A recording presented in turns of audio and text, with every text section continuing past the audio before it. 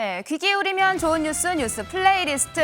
오늘 제목은 앞사냐 익사냐입니다. 바로 경기도 김포와 서울을 잇는 유일한 전철 김포 골드라인 이야기입니다. 단 두 칸짜리 꼬마 열차인데요. 지옥철의 대명사 9호선보다 악명이 높습니다. 골로 가는 골드라인이다. 교통수단이 아닌 고통수단이다. 골병라인이다. 이런 말들이 나올 지경인데요. 제곱미터당 군중 밀집도 김포 골드라인 9호선의 2배의 수준입니다. 이태원 참사 당시와 비슷한 위험 수준인데요. 실제 닷새의 한 번꼴로 출퇴근길 승객이 의식을 잃고 쓰러지고 과호흡에 구토를 하는 안전사고가 이어지고 있습니다.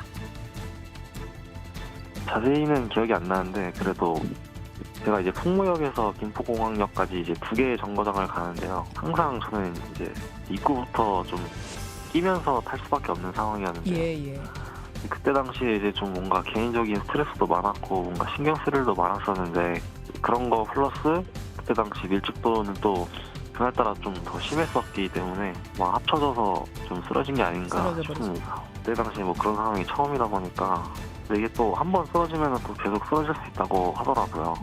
그래서 좀 무섭긴 하죠. 오늘 2분 쓰러졌다고 하더라고요. 한 분은 119에 갔고 한 분은 조금 회복돼 갖고. 네, 서울시는요 대책으로 김포에서 한강공원을 오가는 이 수륙 양용버스 도입을 검토 중이다 이렇게 발표했습니다. 하지만 이 차체가 물에 들어가야 하는 만큼 폭우나 폭설 때는 운행 자체가 어렵고 이 최고 속도를 낸다 해도 출근하려면 2시간이 넘게 걸린다는 지적이 나옵니다. 또 지옥철 아니면 물로 뛰어들어가야 하는 거냐며 이런 볼멘 소리도 나오고 있습니다.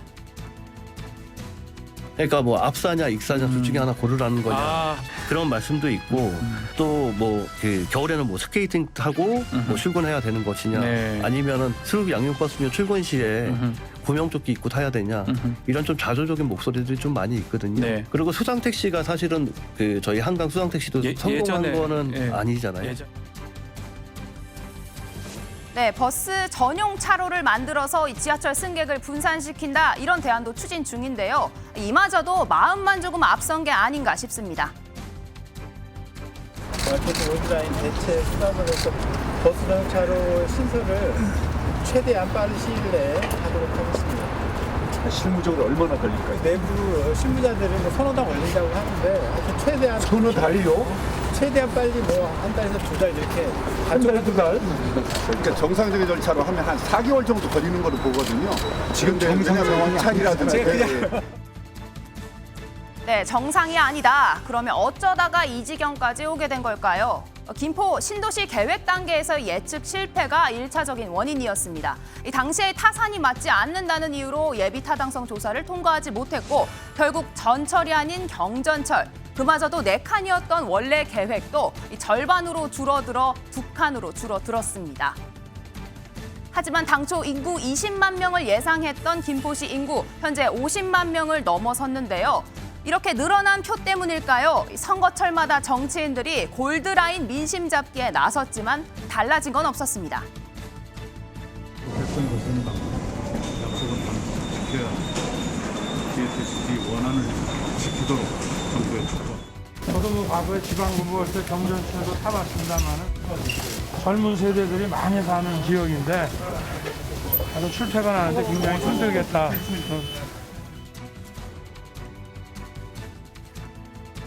네, 이승훈 부위원장님, 사실 이제 한치 앞을 내다보지 못한 정부 정책 때문에 시민들이 고스란히 위험 부담 안고 있는 상황인데요. 앞서 나온 수륙 양용버스 이런 대책들 좀 어떻게 보셨어요?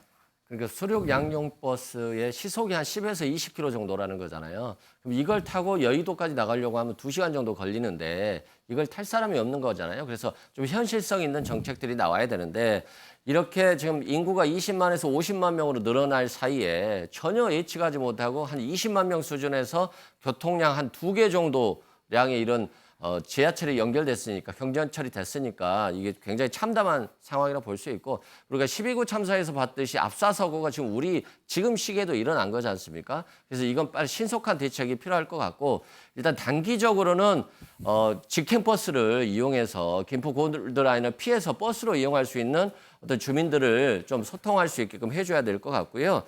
또한 정치인들이 이제 지자체장들이 자꾸 바뀌잖아요. 그러면 이 사람은 이런 주장을 했다가 또 지자체장이 전 지자체장이 한 것들은 받아들이지 않고 자신의 주장으로 또 하다 보니까 이런 것들이 정책들의 일관성이 없었는데 이 시민들의 안전과 교통이 연결된 문제들은 지자체장의 변경과 상관없이 좀 일관된 그리고 10년, 20년, 30년을 내다보는 교통정책, 인구정책들이 좀 나와야 되지 않을까 싶습니다. 네, 최직련 변호사님께도 이어서 여쭤볼게요. 이게 시민들 당장 오늘 내일 출퇴근을 해야 되는 입장인데 뭐 9호선, 5호선 연장 이런 방안 좀 너무 먼 이야기 같기도 하거든요. 참 안타까운데요. 교통이란 것이 하루아침에 할 수는 없다는 것이 안타까운 것 아니겠습니까? 마치 지난 정권 때에 이제 국토교통부 장관이 아파트가 모자라니까 아파트가 빵이라면 바로 짓겠는데 바로 그런 논쟁 아니겠습니까? 그러니까 결국은 즉시 할 수 있는 대책, 단기적으로 할 수 있는 대책,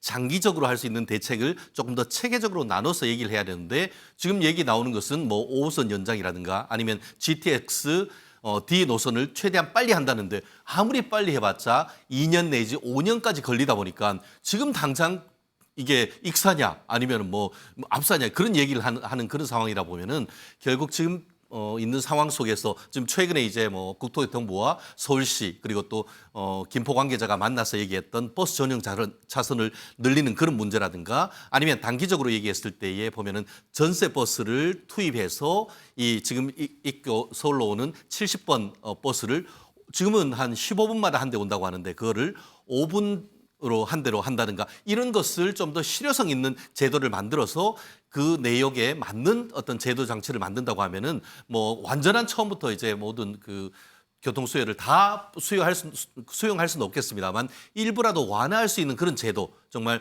특히 그 현장에 있는 김포에서 사시는 분들의 목소리를 최대한 반영할 수 있는 그런 제도적 장치를 만들어야 되는 것이 아닌가 생각합니다. 네, 말씀 잘 들었습니다. 제가 준비한 코너는 여기까지입니다. 다음 앵커의 픽으로 넘어가 보시죠.